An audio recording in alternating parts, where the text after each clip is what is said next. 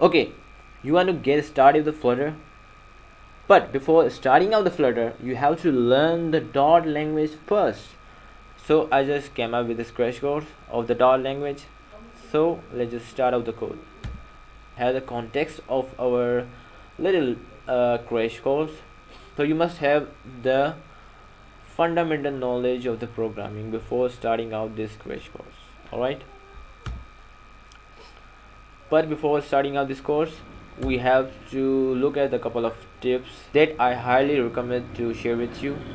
And those tips are like, first, you have to be patient whenever you are starting out any course.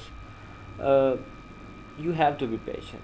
I have seen a lot of people, whenever they start any programming course or any other graphic designing course, they just want to learn it in couple of days, in one day, in 2 days. They are in so hurry, but that makes the thing worse.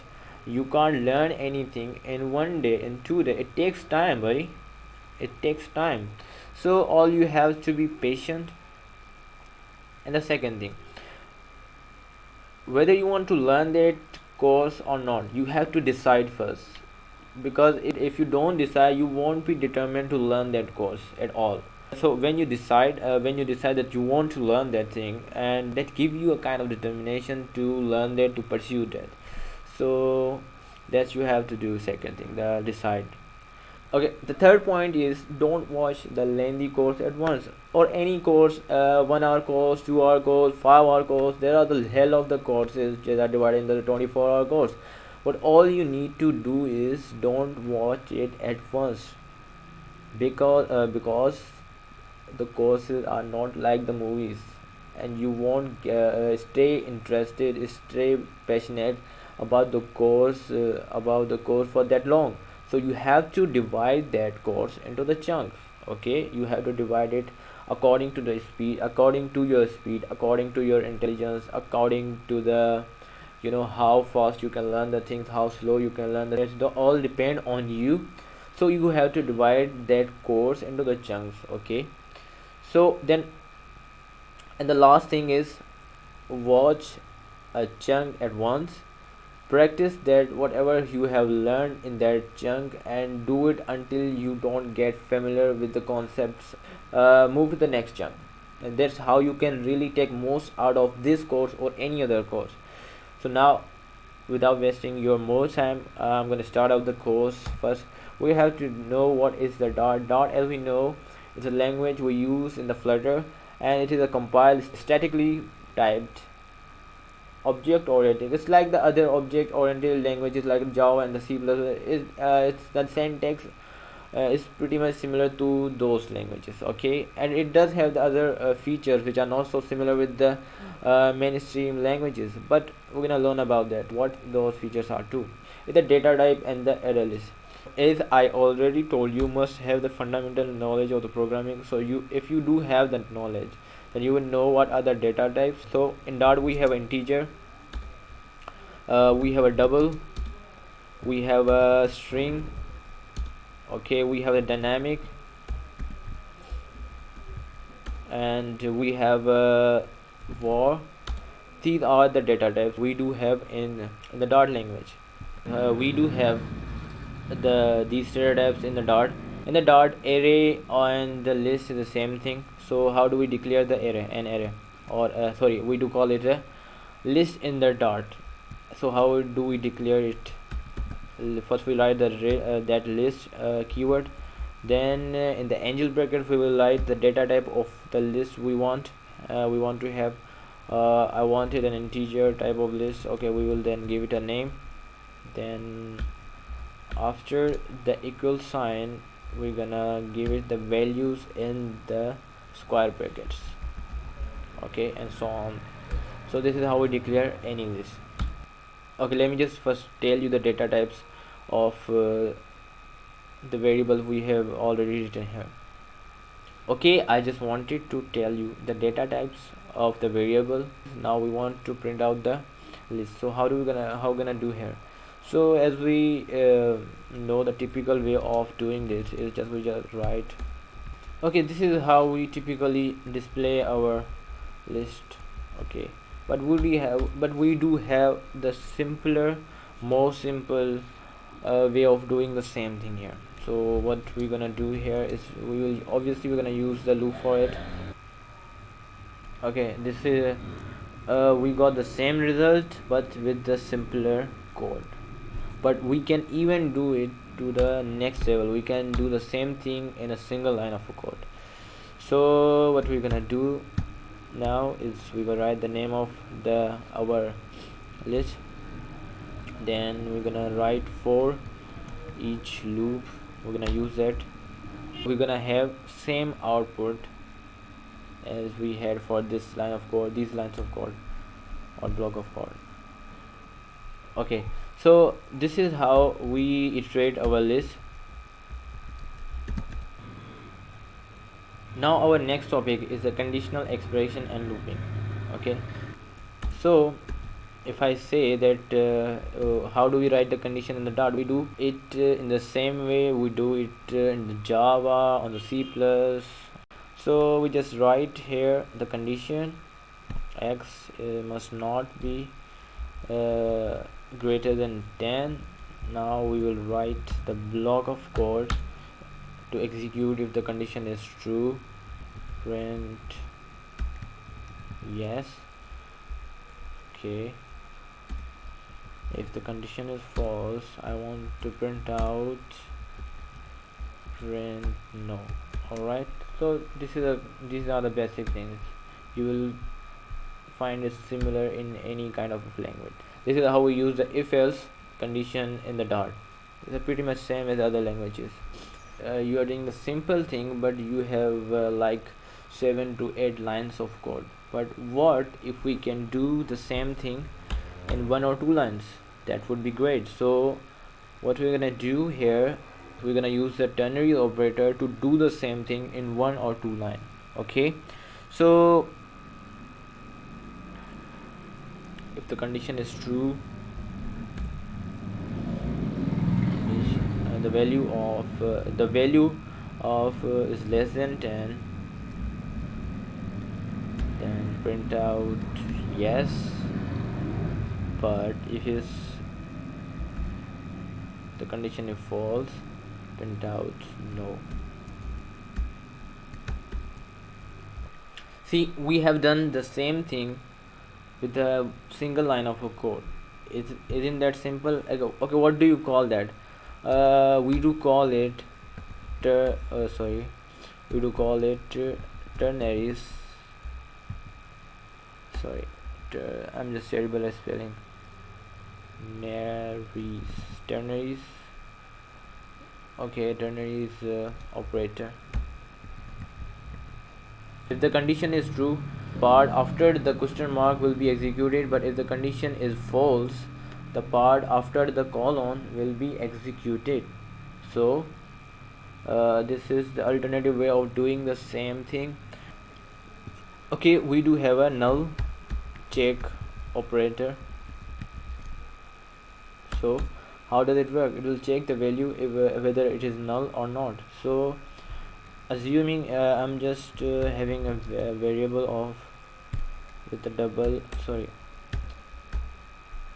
data type, and I want to check whether it is null or not. If the variable we have written here is null, then it will execute the code after the 2 question marks. Here we know that we haven't gave any value to the double variable, but if we give it the value, then this won't be executed. We have to do a couple of more things here. If we have a class here, like you can see that I have written a code of the class. Okay, so I have 2 properties or the 2 variables x and y, and I have also written it in the constructor, but I haven't initialized the object here. We're gonna have the error here. But if we do have a such condition, alright, so how can we solve a condition? There is a one typical way of doing that to use the if else condition, but we have an operator to do the same thing even in a simpler way. We have an operate this operator, and we call it this else operator.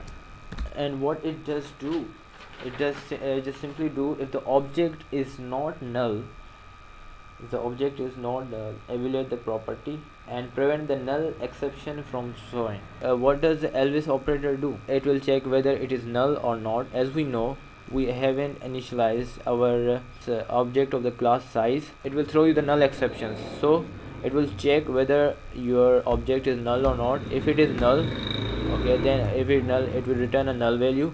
And we know we have a null operator, null check operator here, and if the value is null here, we're gonna print whatever we want to print here. Okay, see, it will only check the object is null or not. As we know, our object is pretty much null, but if we just initialize it, it will check the object whether it is, if it is not null, then it will execute the variable we have written here after that dot, after that else operator. We have wrote the else after the else operator x, so it will execute its value. Okay, as you can see that we have done the conditional operations here, but the looping is remaining. Okay, it's a loop is pretty much simple. We do have a for loop, you know, the while loop and the do while loop, and for each loop it operates the same way it operates in the Java or the C++, so it pretty much has the same stuff. I will just use this for loop, and then you will just have the idea how can you use the do while loop or the while loop and the for loop. Okay, we just want to print the I. This is how the loop work in the Dart, and same goes for the do loop and the while loop. You can see that it works similarly like the C++ or the Java. Okay, we are just going to skip the while and the do while loop. So what's our next topic? The next topic is the classes and the class constructor. Okay, as you can see here, I have wrote the ID class. Alright, I have gave it 3 variables. Then I have wrote the name class. Okay, but in this class what I have did is I have just written the object of the ID class. Then I just have written the constructor of the class. It's a typical constructor, and I can initialize the object of the ID class in the constructor and use its variables. I can use the variable of the constructor. I can simply use the variable we have in our class 2. But if you want to use the variable of the other classes like the ID class, first you have to initialize the ID class. Then you would have to do that. Then you can put the values and initialize the values in it. This was how do we write the class and constructor. Now the next topic is type, inference, and the dynamic. Okay, now in this topic I'm going to tell you what is the difference between dynamic and the var. So let's suppose we have a var variable x, and we do have a dynamic d variable 20. Okay, as you can see the difference between the var and the dynamic. Okay, now I want to change the value of the x. Alright, now x, what it does say here, the data type does not change. I can write the value 20 here, it works pretty well. But if I do write 20.05, it will give me the error. This is the error. The value of the type double cannot be assigned the variable of type integer. Okay, whenever you are initializing the var variable, okay, whenever you initialize it and gave it a data type, so it just stick to that data type. It doesn't change the data type when I want to assign another value from another data type, so it won't work there. Okay, how does the var work?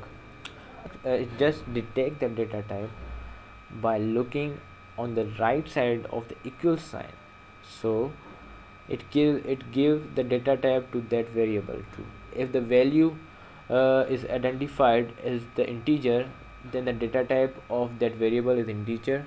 But if the value is identified as a string, then the data type of that variable is gonna be string. Let me just show you here. It's showing me here x is showing me here the integer. Okay, it's an x. Now if I just change its value to the string variable, now it will give me the error that value of the double cannot be assigned to the variable of the type. Okay, so you can just say that it just detect the type of the variable by looking at the value on the right side of the equal sign. That's the var keyword. I can change the value of var, but I can't change its data type. But if I just do the same thing with the dynamic variable, it will work, because by definition it can store any data type, and the data type can be changed at any time. First I have written the integer value here, then I have reassigned its value to the string value. So let me just show you. I just want to print out here. Let me just do the same thing here. I just want to show you that dynamic can have any data type, and the data type can be changed at any time. First here we have the data type of the integer, then we have the data type of the string. So it just can change its data type at any time. So that's the beauty of the dynamic, and we are good here. Okay, and the next topic is the final and the constant.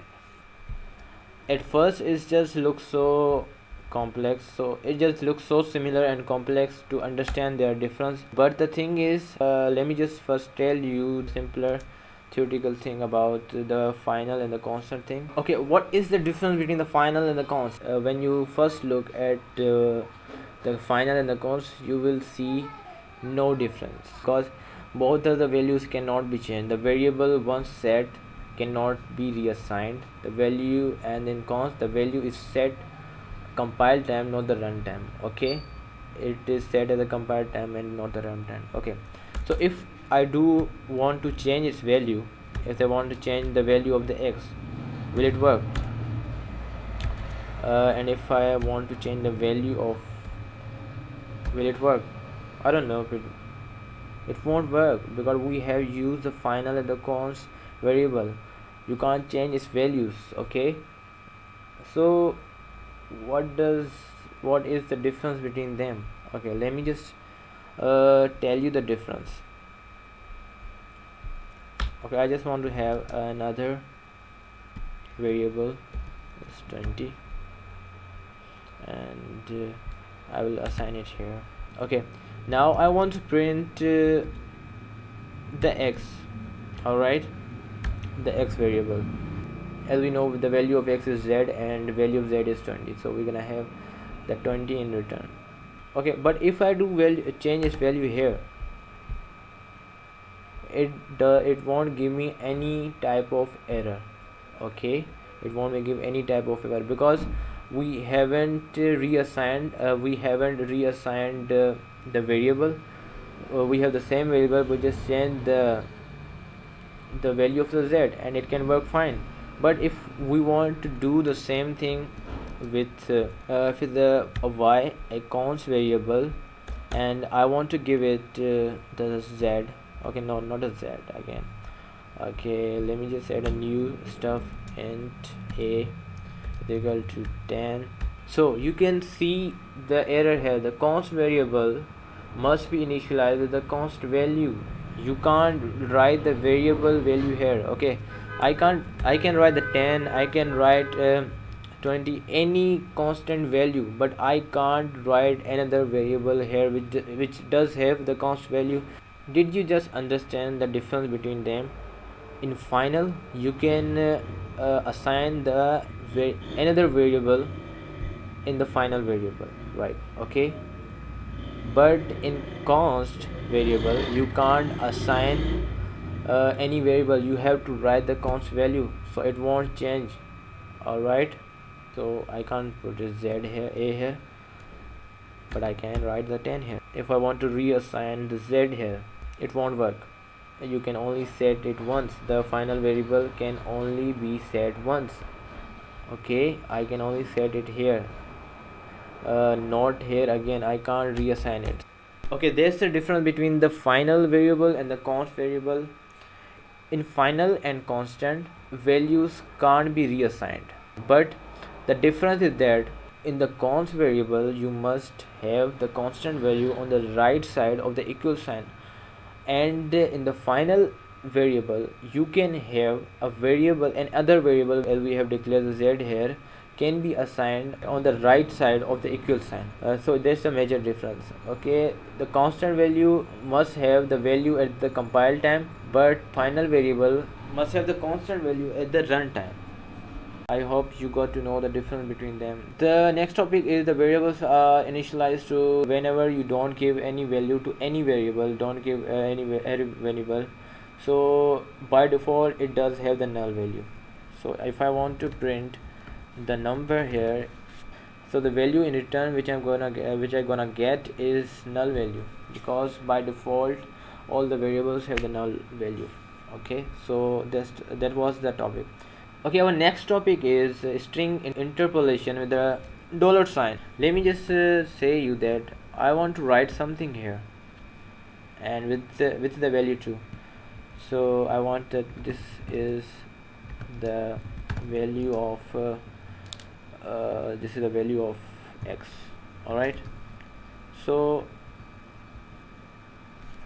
it won't work like this way. It will give me the error. All right. So how can I print out the message with the variable too? So what you will do here, you will write the dollar sign here, and then you will write the variable you want to display. That's the deal.